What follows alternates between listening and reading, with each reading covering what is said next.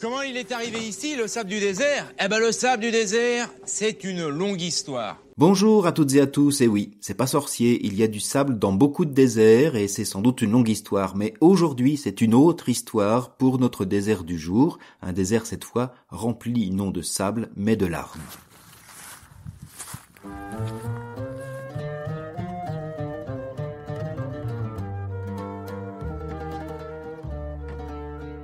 Tout le monde pleurait à grands sanglots tandis que tout le peuple passait. Le roi traversa le torrent du Cédron et tout le peuple passa en face du chemin qui longe le désert. Lisons-nous dans le second livre de Samuel au chapitre 15 verset 23. Ce roi qui passe le cours d'eau du Cédron à Jérusalem au milieu d'une foule en sanglots, c'est le roi David qui avec les siens s'exile loin de Jérusalem. L'enregistrement d'hier présentait le futur roi pourchassé par Saül, obligé de se replier au désert de Judée. Nous sommes ici bien des années plus tard. David a reçu la royauté sur Israël et Juda et il vit désormais à Jérusalem, sa nouvelle capitale, où il a bâti son palais et où il a installé la tente de la rencontre. Tout allait presque pour le mieux s'il n'y avait Absalom. Ce dernier est l'un des fils de David qui, aujourd'hui, par la ruse et ses discours séducteurs, qu'on qualifierait aujourd'hui de populistes, a pris le pouvoir et monte avec ses armées sur Jérusalem, comme le résument ces quelques versets du chapitre 15 du second livre de Samuel.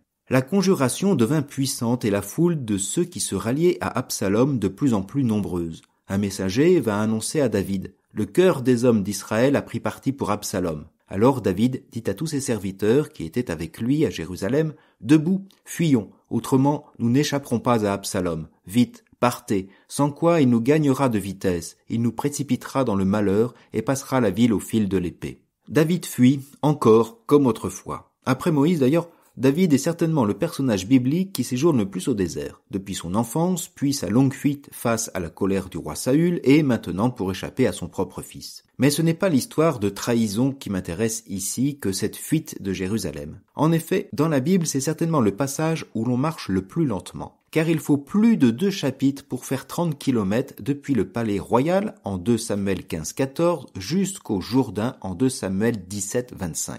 Le second livre de Samuel consacre même un chapitre entier à la marche de David depuis le Cédron jusqu'au mont des Oliviers. Faisons donc un bref résumé de ces étapes qui nous sont décrites comme une liturgie funèbre. J'ai mis les références en note dans le blog. Le verset 17 du chapitre 15 désigne la dernière maison de Jérusalem d'où part David.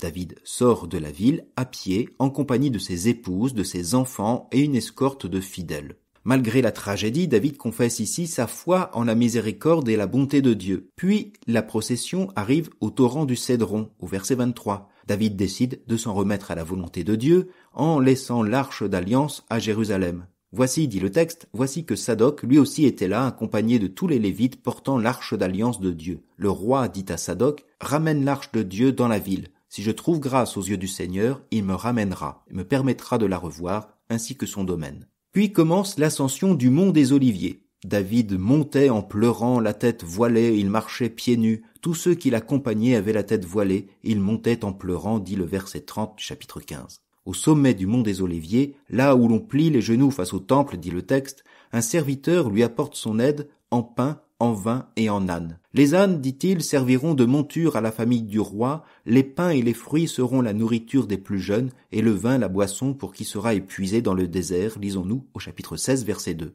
À partir de là, la descente devient pour David un chemin d'humiliation où un homme du clan de Saül, nommé Shimei, ne cesse de l'insulter en le traitant de vaurien et d'imposteur. Et David interdit à ses hommes en armes de le faire taire. Il dit: « Même celui qui est mon propre fils s'attaque à ma vie, à plus forte raison ce descendant de Benjamin. Laissez-le maudire si le Seigneur le lui a ordonné. Peut-être que le Seigneur considérera ma misère et me rendra le bonheur au lieu de sa malédiction d'aujourd'hui. » Et jusqu'à l'arrivée au Jourdain, David avance, humilié par Shimei, qui proférait des malédictions et lançait des pierres tout près du roi en faisant voler la poussière. Une marche funèbre, des trahisons, des insultes, une marche en forme de passion où David avance plus humilié et toujours aussi humble. Pas de cri de vengeance, pas d'appel au meurtre. David remet tout dans les mains de son Seigneur, depuis l'arche d'alliance jusqu'à sa propre couronne. Le roi que Dieu avait choisi et oint et qu'il a fait monter sur le trône d'Israël et de Juda s'en va maintenant nu-pieds, tête couverte en signe de deuil, insulté, mais toujours avec la même foi. Et nous contemplons sa passion où déjà un ami trouve pour le roi et ses hommes du pain et du vin et des ânes pour sa maison familiale, des éléments qui nous évoquent le dernier séjour de Jésus à Jérusalem. Effectivement, au rameau, Jésus est acclamé tel le roi qui vient au nom du Seigneur, arrivant sur un âne, lisons-nous en Luc 19. Jésus serait attendu tel un nouveau roi Messie qu'annonçait le prophète Zacharie. Il écrivait « Voici ton roi qui vient à toi, il est juste et victorieux, pauvre et monté sur un ânon, le petit d'une ânesse. » Mais cette acclamation n'est pas seulement l'écho du prophète Zacharie. Jésus emprunte à l'envers ce chemin de David. Il vient de Jéricho, près du Jourdain, et arrive vers Béthanie et Bethphagée pour descendre le mont des Oliviers, comme si un roi Messie, à la suite de David, voulait reprendre un trône vacant. Et ce trône, Jésus le reprendra avec cette foi et cette humilité qui œuvraient dans le cœur de David.